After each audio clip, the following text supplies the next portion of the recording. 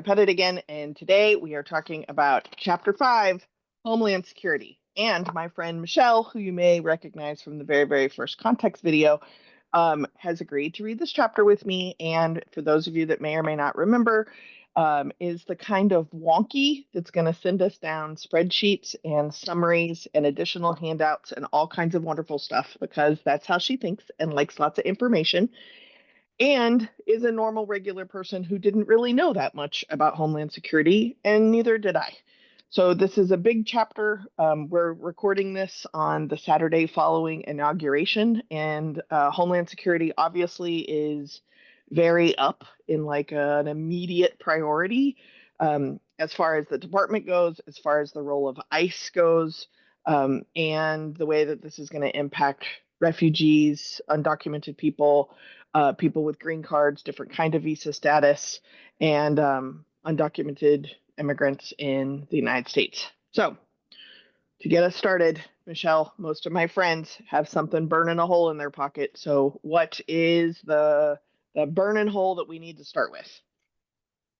I mean, it's all kind of a dumpster fire. I would say that the things that I noticed were the priorities is reducing regulations and protections, first and foremost, right? Like any of the departments or offices that were specifically for civil liberties or ombudsman offices, like they want to get rid of those right away. They want to reduce all the red tape involved in basically protecting these people who they are gathering up and deciding whether or not to deport immediately, to hold in detention for a long period of time, or what have you. And then the second is to make all of that easier. So streamline everything so there's no red tape when you want to go into a school and say, hey, I need to see all of the statuses of everybody here, right? Like getting rid of some of the places that were protected from those sorts of raids, like hospitals and churches and schools, right? So they're trying to make it easier, faster, and then also getting rid of any of the bumps in the road that allow the process to also protect those involved. And so that's, I mean, particularly the section on unaccompanied minors. It's just basically like, we want to get rid of this. And then I go and look at that and it's like, well, this protects the children and does XYZ. And they just don't want to have to deal with those things anymore because it slows down the process. And so those are the two biggest things. Like I didn't know a lot about this at all. If you look at my notes, you'll see there's a lot of footnotes because it would reference something and I'd be like, I don't know what that is. And so, yes, I would say that it is a very large, very convoluted department. I think that, yes, there probably are tons of duplicates, right? Like of duplication of processes and roles. And so like, I understand the aspect of wanting to streamline things and make it less complicated, right? Some of those suggestions make sense to me.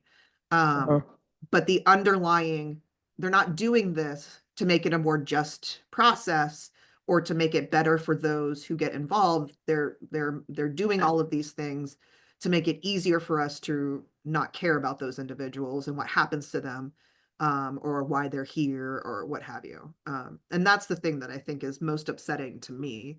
It's all the little, and do this so that, we have power to do XYZ. It's those little things that are a lot more not insidious, because that denotes some sort of intent on their part, and I'm going to stay away from thinking about projecting what their intents are.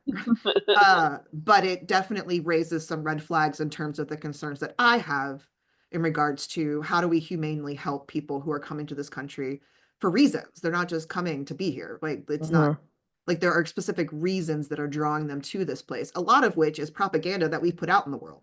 So it's our fault they want to be here in the first place. Well, that you bring up a very interesting loop, right? And so like when we talked about Voices of America and the propaganda narrative that is not targeting US residents as the audience, we have told a story since the end of World War I that this is the place, right? This is how we've maintained our social power on the globe.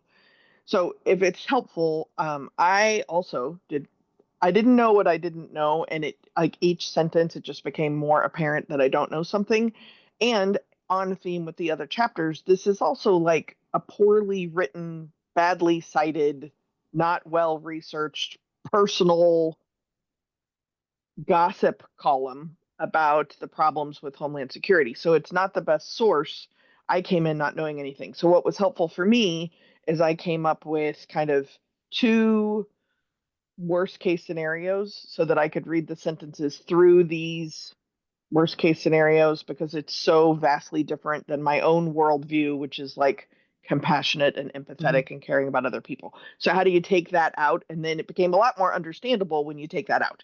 Mhm. So the first one is America first is taking your ball and going home. This is 100% put our own oxygen mask on first before we help anybody else, but Mhm. the oxygen masks are only in first class. Yes, Right. correct. Okay, so that's one kind of goalpost. The other one is if we round them up, put them in a private prison, we can get really cheap labor. So it's like Mhm. actually class warfare and enslavement again. That Yes. is not, be clear, that is not what the chapter says. But it Correct. is not what the chapter says. And it is helpful for me to understand what is the opposite end of compassion and empathy for other people. I am not a fan of boats. I am not a fan of long walks at all. And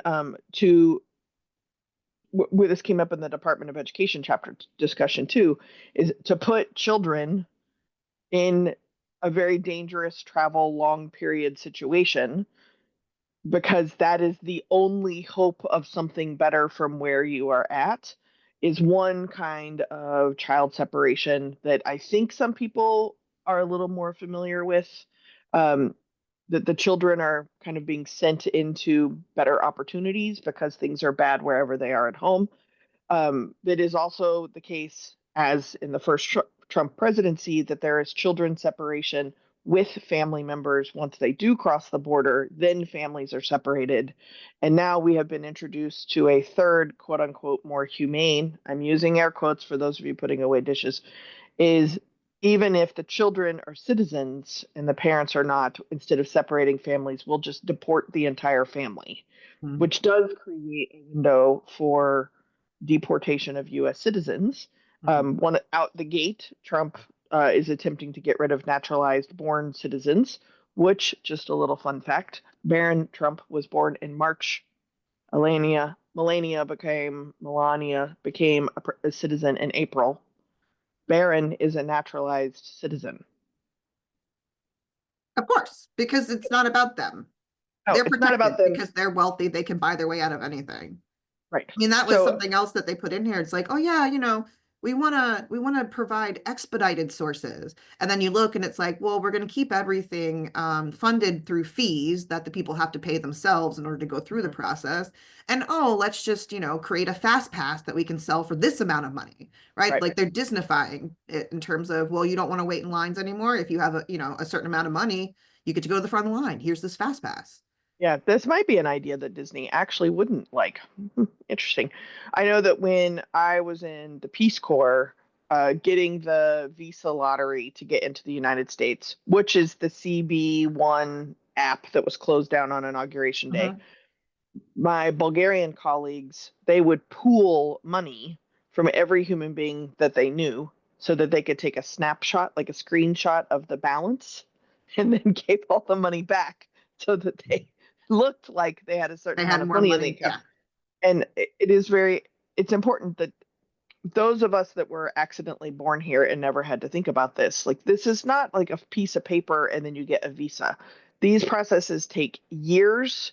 Part of what takes years is administrative backlog that could probably benefit from some Right. streamlining, right? Like, I mean, Michelle, I think you really are able to name, and then I want to get into kind of what is Homeland Security, but you're able to name that in conversations with people who are, quote, again, loyal to this president's agenda or this Heritage Foundation set of priorities versus me, which is very, very different, there are things that we can agree on. Mhm. Like, I love the idea of this going faster, but I Mhm. don't like the idea of it only going faster for the people with the expensive fast pass. Right. Um, so And I understand the idea of protecting jobs for Americans, but they're doing it by getting rid of the people who do the jobs we don't want, and then they're allowing for them to bring in people who do the well-paying jobs that we should be the ones getting, right? Like the ones that we're thinking about when they're talking about, oh, immigrants are taking your jobs. Mhm. But the ones Right. that we think about, yes, they're making that easier. And the ones we don't think about, like migrant workers and all the people in construction and you know, stuff There like are that, also a they're going ton to of get kicked out, and rules. then those jobs, nobody wants those jobs here, and Yeah. but yet they'll have no other options. And so they're pushing, yes, you're going to have more job opportunities, but it's not the jobs you want. Right. And there are tons of regulations that, you know, you could be a certified surgeon, medical doctor, something like that in your home country and come into the United States and you can't practice medicine. Right. One of my best friends from my Peace Corps days was chief of police, and he busted like the largest auto theft ring in Eastern Europe. And when he immigrated legally, when he legally immigrated, he got a job landscaping at an apartment complex. Mhm. Right. So I mean, there's mismatch of skills. All of this could be made more efficient, but the piece that is largely being undervalued, if deleted completely, is that we're not making it more humane. Correct. Um, okay, so starting with, let's back up. What is the Department of Homeland Security? So in this video, because Michelle is being Michelle, I'm going to include a link in the comments to a Google folder because she has made PowerPoint slides, she has summary notes, she has citations. She also has really amazing resources in Spanish and in English. And this is part of the reason, this is how you flirt. This resource documentation thing. Keep doing that. Um, I want to be able to make that available. And I also want us to just be like regular, normal people who also didn't know anything about this. So, the Department of Homeland Security was created by George Bush shortly after 9/11. The impetus was the borders related to terrorism, related to border protection, customs, citizenship, generally speaking. This is the border and immigration cabinet makeup. The Mhm. Department of Health and Human Services, refugee settlement, in theory, would be moved into this Homeland Security to be able to focus on border and immigration. The Department of Justice has an office for immigration review that could potentially be moved into here, which is different than the office immigration litigation. A Mhm. lot of these litigations have been completely frozen now. And being able to pull together I think, and I'm being charitable, attempt at handling the border and those crossing it for whatever reasons, medical visas, refugee status. That's one of the main pieces. We're also talking about ICE. We're talking about the Federal Protection Services, the Department of Defense's role with Homeland Security to build this wall on the southern border. We seem to not be threatened by Canada, even though more undocumented people come in from Canada than Mexico every day. We Mhm. don't think about it because we also don't think that they're brown. So it's only No. brown people coming in from Mexico. Mhm. Um, Inside Homeland Security, though, is also cybersecurity and infrastructure, which one of the things in the folder is a beautiful PowerPoint where Michelle is articulating what these offices are moving to. So you'll see that in the folder. But that would eventually go to the Department of Transportation. Not that the Department of Transportation knows that because these chapters don't talk to each other. Mhm. Homeland Security is also where FEMA currently is, which, assuming it's still funded, there's a suggestion for it to move to the Department of Interior. There was a suggestion in yesterday's news, which would have been January 24th, that FEMA be completely deregulated on a federal level and moved only to the state level. To say that in North Carolina, in a little baby town that was almost destroyed by the floods, was a choice. Um, my favorite, the Coast Guard, which is kind of the catch-all in a lot of different chapters. Mhm. The Coast Guard could be moved back to the Department of Justice. It could be moved back into the Department of Defense. We don't know, but the Coast Guard really doesn't really know. Nobody knows what the Coast Guard does and where it's going to live. NOAA, which is actually the weather service, right? That comes up and could very easily be moved into the Department of Defense because of wars and what we would need to know in our homeland. Secret Service is in this department. Did not see that coming at all, but Secret Service protection as well as the financial role. They're suggesting moving the protection part into the Department of Justice or just generally being over in its own department somehow, but moving it. We're getting rid of like a third of Homeland Security just so we can focus on the border. Right. The financial piece of Secret Service, which I also knew nothing about, I thought Secret Service were kind of bodyguards, but Right, they me too. also are very, very involved in financial terrorism, fake currency. Who knew? I did not know this. Transportation security would just be privatized because, of course, we need as much focus as possible on privatized business. Um, Science and Technology Directorate, I guess, just shove it over in Department of Defense. Countering weapons of mass destruction, that should go to the FBI, except the FBI is also being kind of dismantled. The Federal Law Enforcement Training Center, meaning like how we train police officers. Again, did not see that coming, that would be in Homeland Security. Um, to say that this department, being the newest one, is bloated, bureaucratic, and expensive, I think a lot of people would probably approve, like would Yeah. sign on to it. The size, the mission, and the budget of the department needs to be reviewed. And remember, the baseline through the entire document is nonpartisan civil servants who are loyal to the president's agenda. And there will always be a president moving forward with this same agenda. So that's the continuity and Oh, getting but rid if of. they aren't, there's specifically part in there where they want to put it into place that the deals that we make with other countries regarding asylum seeking and all that can't be changed by future administration. So they want to go through and change everything that Biden did and then implement this new thing where, well, from here on That out, though, can't be changed. Right. like Right. That's you what I mean. can't renege on any agreements that a former president has made with these countries. Like you have to honor them in the future. Correct. There's an interesting thing. I've been comparing it to the filibuster, right? Like it keeps coming up of when Democrats have control, should we get rid of the filibuster? And they don't because it's a useful tool when they need it, but they don't like it when it's used against them. That kind of mindset is very prevalent. Okay, so obviously I just threw up a whole bunch of stuff. Basically, getting down to the size of the mission and the budget is what is happening. Now we start getting into the pretty common tropes, right? Is that by putting in interim or appointees, they don't need Senate confirmation, and we can get rid of these horrible, terrible Democratic people who have burrowed their way into staff, even though they are nonpartisan because they don't know the definition of the word partisan. That this is just it's same. Um, there is an interesting role that COVID plays because the loss of border control at COVID by shutting everything down, I think, gave them some examples of what can happen with like a Oh total yeah, there's an shutdown. entire thing of basically we can do what we did with COVID, but not for COVID for other things. If Right, it makes just it for easier for us to carry out our agenda. So we didn't like it for COVID because COVID was a hoax, but right.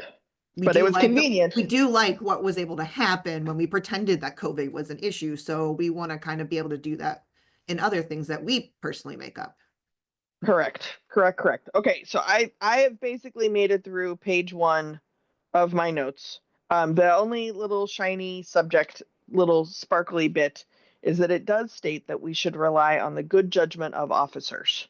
So we're questioning the quality of officers if they are loyal to the president's agenda or not. But it is one of the few moments where, like, I think trust is being instilled, is that you can trust the judgment of other people. Most of the other sentences in the document are we can only trust ourselves and we must remove everyone else because they have been picking the winners and the losers, which makes us feel like losers. And we want to pick the winners and losers and be the winners. So I'm going to shut up and let Michelle just ramble for a second because she's a genius. What are your thoughts? I mean, again, I think it just boils down to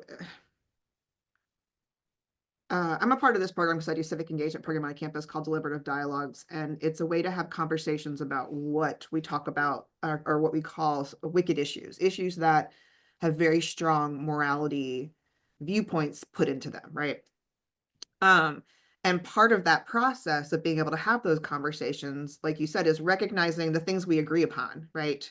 So there's a lot in here that not a lot, there's some in here that I do agree with, right? Like I think that Mhm.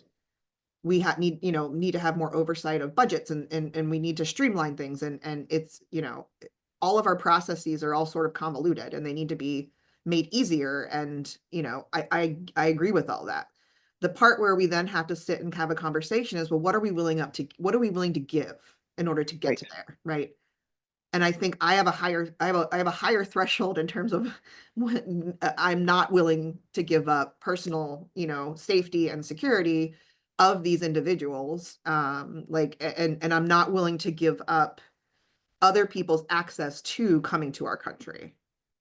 And I think that's where the biggest disagreements are, right? Like, Right. we both want a secure country. We Doors all want open. a secure country. We all want it to be, understandable and have a process that's not convoluted and not duplicates things, and, all of that.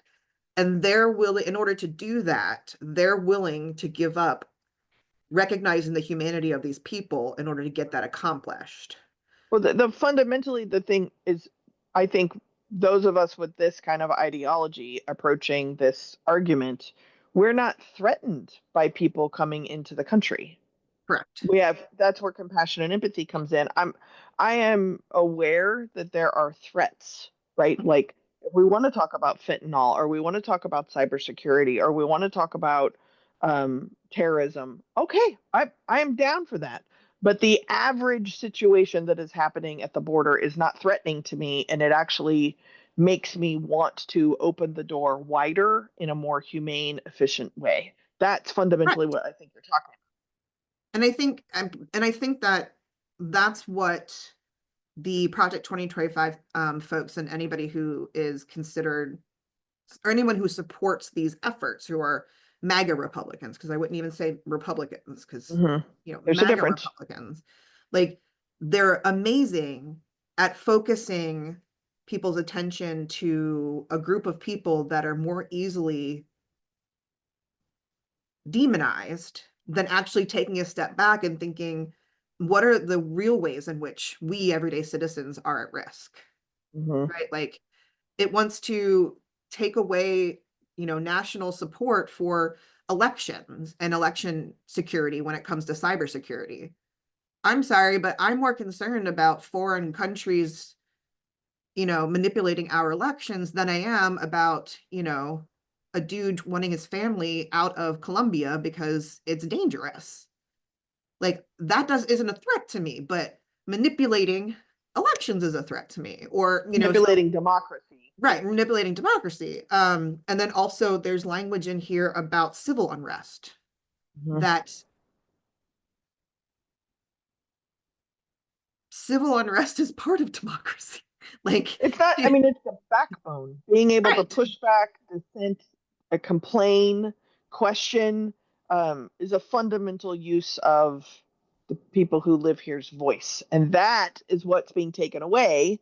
And so that they don't see that coming, they're picking things like protecting the children and protecting your jobs are two very right. easy points where people will be like, yeah, more of that. But But the neither of more which of are that, actually being helped by what they want to put their money behind. and And it's at the instead, expense of the power of your voice, the right, power of your involvement is what you are being disempowered by. And the ganache layer are these very easy, low hanging fruit, scary subjects that aren't even real. mhm. Yeah. Yeah. And I mean, and that's something that, I mean, scapegoat theory is huge in sociology. Like, anytime you're looking at politics, you always have to think, okay, so who are they blaming this on, and who does that benefit, Mhm. right? The They're counter question when my partner wrote a book about trans people being the scapegoat Mhm. after the legalization of marriage. And when we talk about this, it's what you just said, right? Is that who is being blamed and who's doing the blaming? Good question. The other piece is who is being protected, and are they actually the weakest person involved in the scenario? Right. Are we protecting people in their strength and to hold on to that strength, or are we actually protecting people who are in a weak position? Mhm. I interrupted you again. Yeah, and I think what this movement has been really, really good at is doing that. Because, you know, I'm obsessed with Wicked right now. I'm a musical theater nerd, you know, and there's a part where the wizard comes out and says, "Hey, when I got here, there was discontent, and from where I come from, the easiest way to solve discontent is to come up with an enemy that Mhm. everybody can rally behind," which makes a lot of Work. sense. I mean, if you look at the history of like our country and kind of when we felt like Americans and we were more seen ourselves as like less divided and more kind of like Americans. It's around Mhm. times of distress where there's an external force, right? Like after 9/11, you know, during other wars, like Pearl Harbor. Pearl Harbor, like those are the things that really make us come together. Um, and that's what this is. It's okay, so I'm here. The country is in all sorts of disagreements about everything. There's no unity. Not to take a step back and say, but what's the cause of that? Mhm. No, we don't care what the cause was. In this moment, there's a lack of Mhm. unity. And so, what do we need to bring people together? We need us all to focus on a same threat.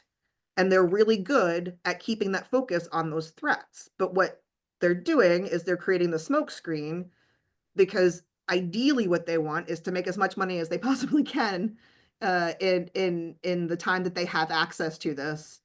With Um, the planet before they kill it. Yeah. Right. And so, you know, privatizing TSA. Okay, Oh, yeah, yeah, yeah. so we don't On the have to list. spend government money on TSA. But when you privatize something, what you see is people doing whatever they can to monetize it, right? And to make money off of it. Right. Like And that's if I problematic for safety and security concerns because money can buy off a lot of those things. right. I think about TSA is on one of the examples I was going to bring up. So I travel for a living, obviously. And so one of the things that I deal with on a regular basis that is dictated by state is, can I turn right on red? That Right. changes by state, right? So I just assume I can't until someone honks at me. Mhm. That is what I know, right? I usually don't even know where I'm going. I always think it'd be interesting if the GPS map would remind you, like, you can do this, go ahead. Mhm. But that's also creepy. So if TSA is privatized and also controlled by the states or the local municipalities, not even the Department of Transportation, which controls the airports, but the local municipalities, imagine traveling through multiple airports on the same trip, and each airport has entirely different rules about what you can and cannot do. And depending on the type of ticket you purchased, the rules could change. Mhm. Now, to some degree, that's kind of already happening. If you buy Oh a yeah. super economy ticket on United, you can't even bring a carry-on, right? But I'm not gonna lie, I don't know that because I don't travel super economy. I would be the person who just whizzes through a privatized TSA pretty much everywhere because of my status. Mhm. But the people I'm traveling with, I would have to wait to get through Mhm. because the rules would apply different by person, by ticket, by airport, and the all of the profiteering would only go to this very few people who actually own these privatized business. Same thing goes with privatizing Secret Service. You get what you pay for. Mhm. Um, when we start talking about legislative affairs and congressional staff, privatizing lobbying that only allows for certain positions to even have access to congressional staff. Oh yeah, the appointed ones, not the Mhm. career people. It specifically says only allowing appointed Yep. individuals to have access to congressional leaders. And this is how we would keep loyalty to one Mhm. agenda going. I can see the infrastructure of it, but there is no democracy left. Mm-mm. Gone. Mhm. Um, Side note, can we talk about the Coast Guard again? Yes, let me go down to my Coast Guard notes. So I wrote 7 words, and Michelle probably has a small outline. So while she's pulling up her notes, the Coast Guard has been mentioned probably in 8 or 9 different chapters, none of which I was expecting the Coast Guard to come up, because I maybe was expecting it in the Department of Defense. Because I live on a cliff on the ocean, I'm a little more familiar with Coast Guard's existence. Mhm. And I guess I truly just didn't even know what the Coast Guard did other than rescue idiots who are getting caught in the water. Right. I see that every day, but I don't know what else they do. So in here, it specifies, first off, to roll back any regulation that the COVID vaccination was required, put them back into service, and give them back pay. Yes. That's explicitly stated here. Of all the things that Homeland Security is worried about, this is what I mean in some of the other chapters where it reads like someone cleaned off all the post-it notes on their desk and like just shoved in these little personal grievances. Mhm. Um, it also really focuses on, again, this Arctic mission that is racing China for control of the Arctic Circle because the ice shelf is melting, even though we don't believe in climate change. But the ice shelf melting is providing access to lands that haven't been extracted of Fine. all their natural resources. So to become an Arctic state, which would be the United States because of Alaska, Canada. Greenland is not just random. There's a reason that it keeps coming up. Russia and China are the countries that control the North Pole, the Arctic Mhm. Circle. But the Coast Guard being elevated to focus primarily on defending our space within the Arctic Circle so that we are always beating China. I was not expecting that in the Homeland Security chapter. Well, I think in their mind, Homeland Security is also tied to making sure that we don't have to rely on other countries for resources. And that's how they kind of push this agenda, this in with Homeland Security. So in some ways, yeah, I agree. I mean, there's a lot of foreign policy issues surrounding where and how we get access to the resources we need for energy. Mm-hmm. Um, and so Let's does have a that, conversation about that.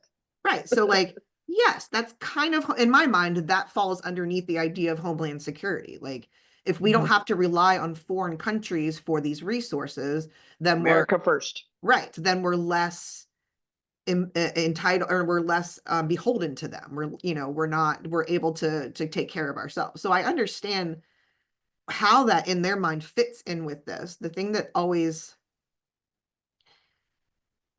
worries me is the tone of moving away from the role that these agencies play in protection to enforcement. Right. Like for example, specifically getting rid of the offices and the personnel that support people through the visa process. Correct. Getting rid of the kindness factor, Mhm. customer service factor, and only kicking people out of the country and nobody else is coming in kind of mindset.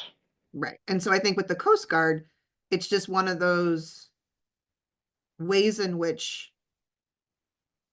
they're using this existential threat that they keep making up in order to push an agenda, an immigration agenda that, again, who benefits from all of these things? Well, rich, wealthy people, Mm-hmm. people who own businesses building walls or, detention center. Like they're going to make a lot of money. Shit ton, I believe, Yes. is the metric Um, measurement. you know, And if we those can people are going to privatize benefit greatly from all of this. if we can privatize the detention centers, there is no shareholder focus process that will be based on humanity again. Correct. It's how can we make as much money as possible? And you either do that by decreasing your costs, which means shitty services, shitty housing, all of those things, subpar construction.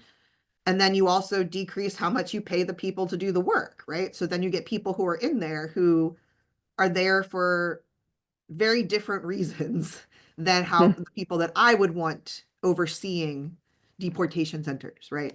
If Right. they existed, people who are like trying to help with these people get through this process in a safe and timely way, regardless of if the process ends up working for them or not, but like at least having that support. And now it's just no, like that's not who needs to be there. It needs to basically, we need people to stand there with a gun to keep them from attacking us, as little staff as possible in that way.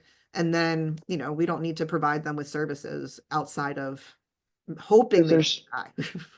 no humanity left. Well, if they're dead, that's actually much easier to deal with. But True. if we're talking straight up efficiency, dead people are Yeah. far less expensive. Okay. Stop the Coup 2025 summaries. There are 5 main things that it focused on. Mhm. I'm going to read these aloud, and then Michelle, what I'd like to do is I want you to wonk out because we didn't get to near as many things as in your notes. But I'm also going to ask you to kind of share what you put in a folder, Mhm. and then I'll provide the link to that folder with those resources and articles and summaries and things like that, just for the wonky people who want it. Um, and in the meantime, we also need to be thinking about what do regular people need to be doing. And sometimes I think my default regular person is kind of an accidental US citizen who doesn't ever really think about their federal government, state government, local government isn't really involved. That's kind of how I've been defining just a regular person, which is its own source of bias from my perspective. But I do really think that regardless of your visa status, whether it's a medical visa, a refugee visa, a work visa, a school visa, when there are statements like FOIA, for example, your ability and access to privacy is only going to US citizens. And now we're actually excavating away what even a US citizen means, Mhm. because it might not be a green card holder, it might not be a naturalized citizen, it might not be related to DACA. Like if that sentence can be typed without any citations, thought, or humanity based emotion, we all need to be really conscious of our status and access to freedom, liberty, pursuit of happiness is significantly being altered. And the story is that it's being altered for them. And if instead of focusing just on them, you need to really pay attention that that alteration is actually going to impact you, and Mhm. you are somebody's them. You're the excuse as to why they're not paying attention. Okay, end of probably not end, but thank you for coming to my TED Talk. Okay, key points according to Stop the Coup. Eliminate the Department of Homeland Security, and we could just end it there probably. Create a super agency with 100,000 strong workforce focused on law enforcement domestically while limiting the Office of Civil Rights role. Almost every department's Office of Civil Rights roles are gone. Yeah. Um, in verbiage in this document and then as of this week, right? Yeah. Like they're on paid leave. Drastically expand ICE's mandate to arrest, detain, and expel undocumented immigrants. There's going to be a lot more like stop and frisk. Who are Mhm. you? If you look brown. Mhm. If you don't look brown, probably not going to happen to you until it does. Um, Direct the Office of General Counsel to help make reforms legal and defend challenges to reforms. Apply irregular warfare, irregular has air quotes around it, warfare to create a militarized domestic surveillance corps against individuals or groups at odds with the presidential and or Project 2025 conservative agenda. So we're already seeing some of this too, is that there are threats that you need to report people doing DEI work. You're Mhm. going to need to report people who are providing sanctuary spaces. You're Mhm. going to need to report people who are doing things so that you can identify the good ones and the bad ones. Um, we're back. Use a novel approach to immediately place loyalists in temporary, quote, acting positions with unquestioned authority to decide policy. So they are sidestepping, it states they are sidestepping congressional oversight, approval, review, or nomination votes because they are interim or acting, and Mhm. they are given unquestioned authority because they have met the loyalty test to the president's agenda. Those are the key points according to Stop the Coup. What else Michelle, is in there that you found fascinating, interesting, or really need to share in the next couple minutes with people who are listening, maybe even to entice them into the folder? I think the things that I'm most worried about are cybersecurity and infrastructure, because there is a focus also on eliminating any fight against misinformation and disinformation, which to me, if I'm thinking about Homeland security, right? Safety and security of our homeland, doesn't that include making sure disinformation and misinformation isn't leading our public conversation, right? Isn't disrupting our public conversation. And yet they're trying to get rid of that. They don't want anything, the government involved in any sort of fact checking whatsoever. That to me is the things that I'm focused more on in terms of danger are the things that are eroding away at democracy, right? So it doesn't matter what you call a department. It doesn't matter which departments are grouped with other departments, right? The piece is at what point, again, are we willing to give up democracy for this idea of safety that they're presenting to us? Right. And doing it And in very small steps so that we don't necessarily think until it's too late. we're And that's being how it's told that always that been done. safety is about us too. Right. Like being really careful of that argument. That's a great point. And so they are doing the things they need to do so that this is not just a 4-year issue. Mhm. And they're doing it in ways that we've always assumed people would never go there. So therefore there aren't necessarily enough protections to keep them from going there. And I think that's the other piece that worries me, is I don't think people are as aware of how easy it is to bring down our government. Like, they have this idea that there's so many checks and balances that none of these things will ever happen, right? Like, we'll never just invade Greenland. There's so many checks and balances. And Right. you're looking through here, it's like, okay, so where are all these checks and balances going? Oh, well, They're systematically being they're removed. systematically removing them. And I don't think people are aware of that. And so they're trusting in the fact that, well, our government was set up in a way to, make sure these things don't happen, and not paying attention to the ways in which we're dismantling it so that they can happen. And that's the piece that people need to be more aware of, because it's not about what your personal morals or values are when it comes to immigration, when it comes to, whether or not to treat these people as humanely or not. Like, I'm not even arguing that with people, because that's something that's a morality thing, and we all get our morals from different places. The piece that I'm focusing on is how does it actually impact your right as an American citizen? When I teach social problems in sociology, I teach the process, and part of the process is when you're defining a social problem, you need to prove that it's an actual issue, B, convince people why they should care, and then C, tell them what they should do. And they've created issues that aren't issues. They've, this border crisis, where when you think about it, like, when you're talking about undocumented folks in this country, most of them come in on visa overstays or visa overstayers. Like, they're not coming through the border. They're not border jumping, right? So why are we spending all this money on a wall when the real issue is this, right? Like, they're playing this whole magician's game of sleight of hand. And as they do so, we're not going to be able to come back from it in an easy way. That's the danger, right? So, like, Yes. regardless of if you support their agenda, I want people to think about, what are they willing to give up? Because this doesn't just apply to the other. This is applying to everybody. Because you're never going to, like, for the history of you living in this country, you're not always going to agree with the current administration. So what Right. happens when Hopefully you're not. not? Right. Right. So what Hopefully not. happens when you're That's the whole not? You point. become these people. Right. And if you, at this point, if you are not a part of the bureaucracy, like, you're not the people. But too many people still see themselves as part of that bureaucracy. Like, they see themselves as, oh no, I'm part of them. I'm going to be protected. This is all for me. And it's like, no, like, just don't take that as a given, please. Right.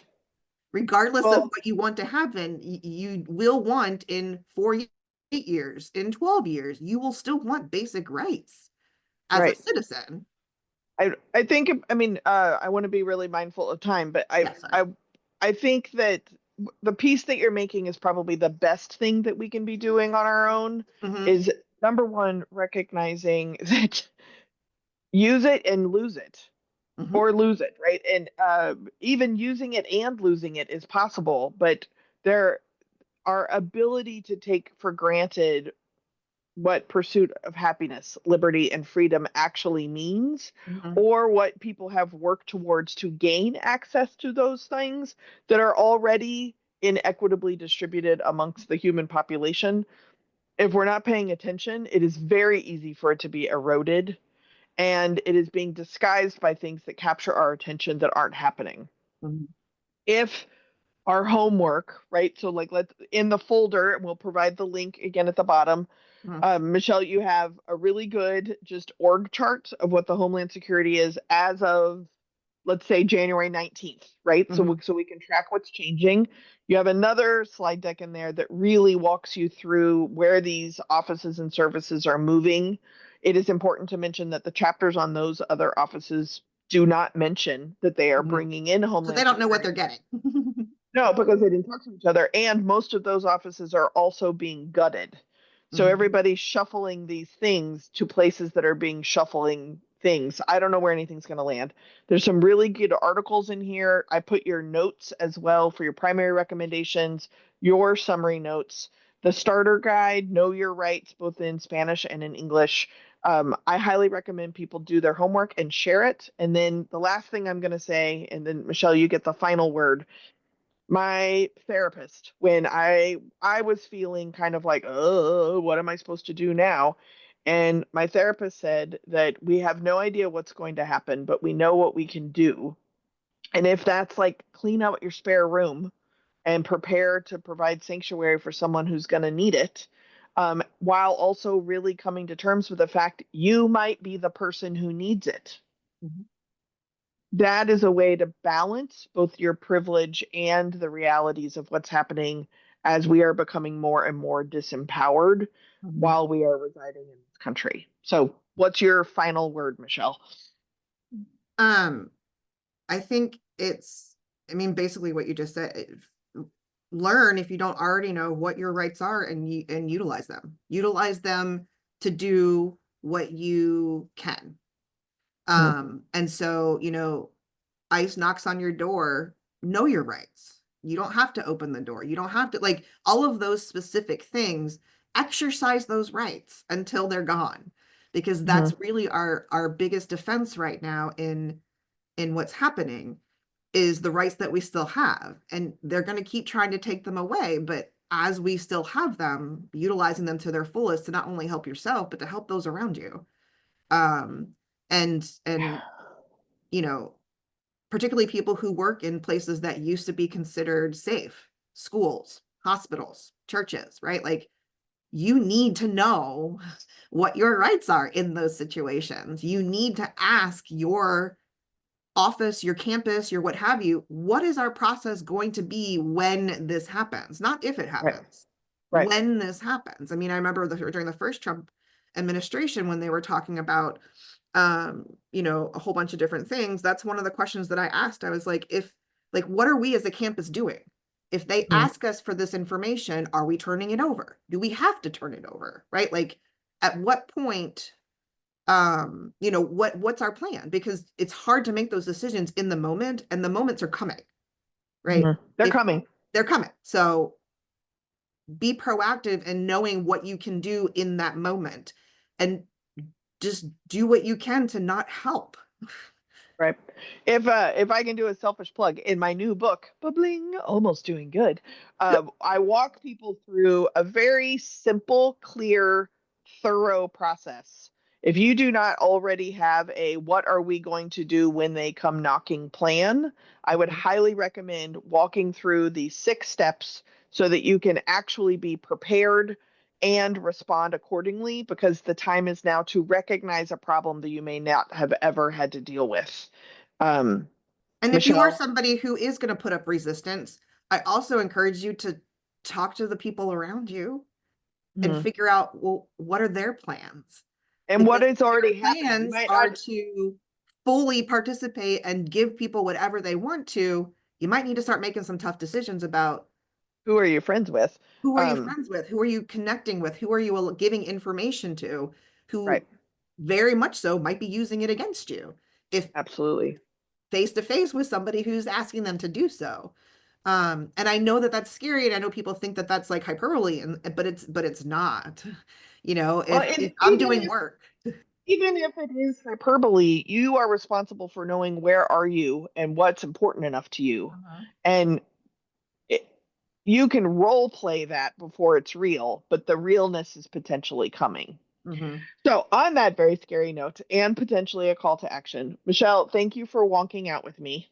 You're welcome. I really, really, really appreciate it. And I don't know that I feel better, but I at least know. And that's kind of that's the least I can do as a starting place. So thank you so much. You're Really welcome. appreciate it.